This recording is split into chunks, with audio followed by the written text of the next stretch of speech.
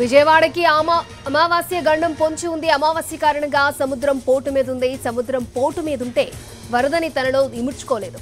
ఒకవేళ వరద జలాలు సముద్రంలో కలవకుంటే ముంపు భయం పెరుగుతుంది. ఎగువ నుంచి భారీగా వరద, దిగువ సముద్ర పోటుతో బెజవాడ వాసులు భయపడుతున్నారు.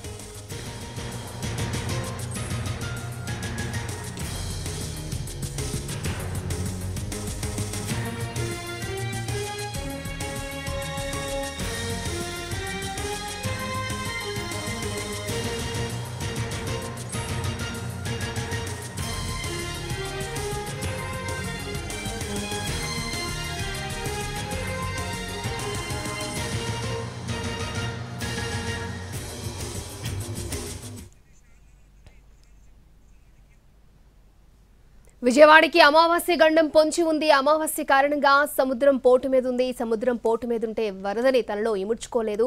ఒకవేళ వరద జలాలు సముద్రంలో కలవకుంటే ముంపు భయం పెరుగుతుంది. ఎగువ నుంచి భారీగా వరద, దిగువన సముద్ర పోటుతో బెజవాడ వాసులు భయపడుతున్నారు. మనకి ఇప్పటికీ తెలిసిందే, విజయవాడ సింగ్ నగర్ అయితే పూర్తిగా నీట మునిగిపోయింది. అపార్ట్మెంట్లలోకి కూడా వాటర్ చేరుకోవడం జరిగింది.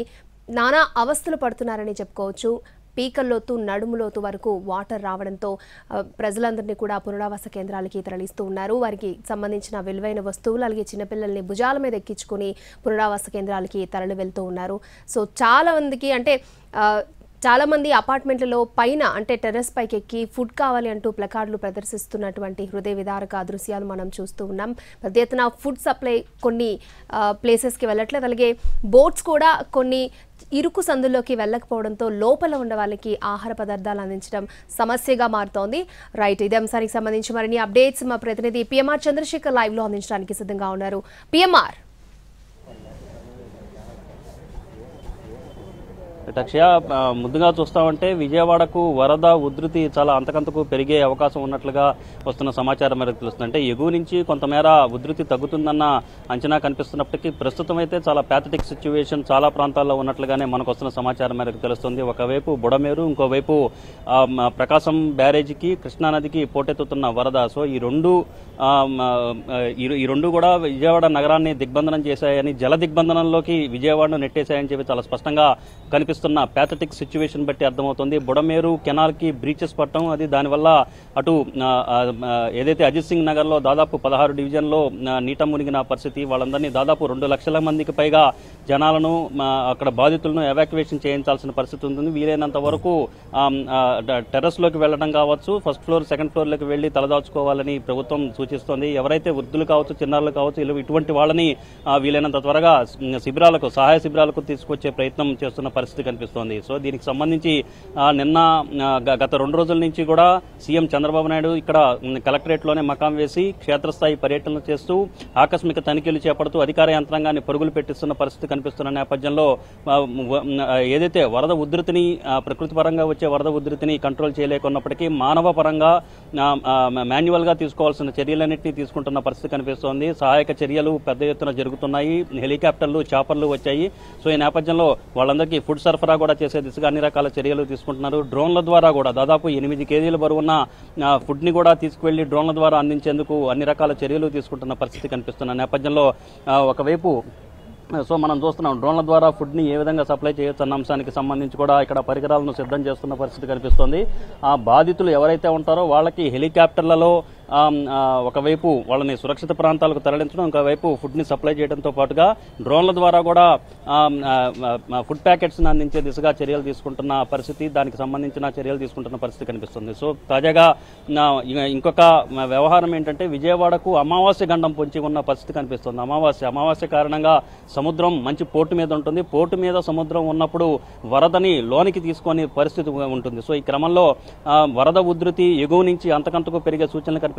ప్రకాశం బ్యారేజ్ కట్టిన తరువాత 1903 నుంచి చూస్తామంటే ఇప్పటి వరకు ఈ స్థాయి వరద ప్రకాశం బ్యారేజ్కి చేరలేదు, కృష్ణానదికి రాలేదు. 11,40,000 క్యూసెక్కుల మేర వరద ప్రకాశం బ్యారేజ్కి వచ్చింది అంటే దిగువన పెద్ద ఎత్తున ముంపుకు గురయ్యే అవకాశాలు చాలా స్పష్టంగా కనిపిస్తున్నాయి. లంక గ్రామాలన్నీ కూడా, లోతట్టు ప్రాంతాలన్నీ కూడా మునక వేసే అవకాశం చాలా స్పష్టంగా ఉన్న నేపథ్యంలో ఈ రాత్రి 12 గంటల వరకు సమయం గడిస్తే చాలు. ఆ తర్వాత అమావాస్య గడియలు ముగుస్తాయి, పోటు మీద ఉన్న సముద్రం శాంతిస్తుంది.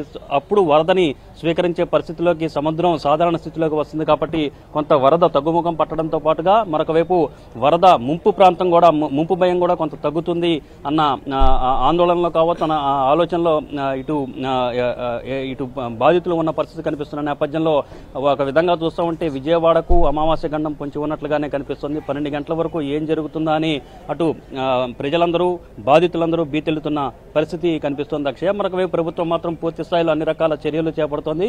యుద్ధ ప్రాతిపదికన అన్ని సహాయక చర్యలు, పునరావాస శిబిరాలకు తరలించడం, రెస్క్యూ ఆపరేషన్స్, రిలీఫ్ మెజర్స్ అన్ని తీసుకుంటున్న దిశగా ప్రభుత్వ యంత్రాంగం కూడా పరుగులు పెడుతోంది అక్షయ.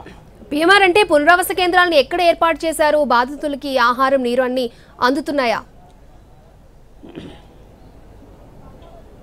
రైట్, దీనికి సంబంధించి ఎప్పటికప్పుడు సీఎం చంద్రబాబు నాయుడు సమీక్ష చేపడుతూనే ఉన్నారు. నిన్న రాత్రి ఎవరైతే విజయవాడ నగరంలో హోటలీర్స్ అసోసియేషన్ ఏదైతే ఉందో హోటలీర్స్ అసోసియేషన్కి సంబంధించిన పెద్దలతో మాట్లాడారు, అసోసియేషన్ ప్రతినిధులతో మాట్లాడారు.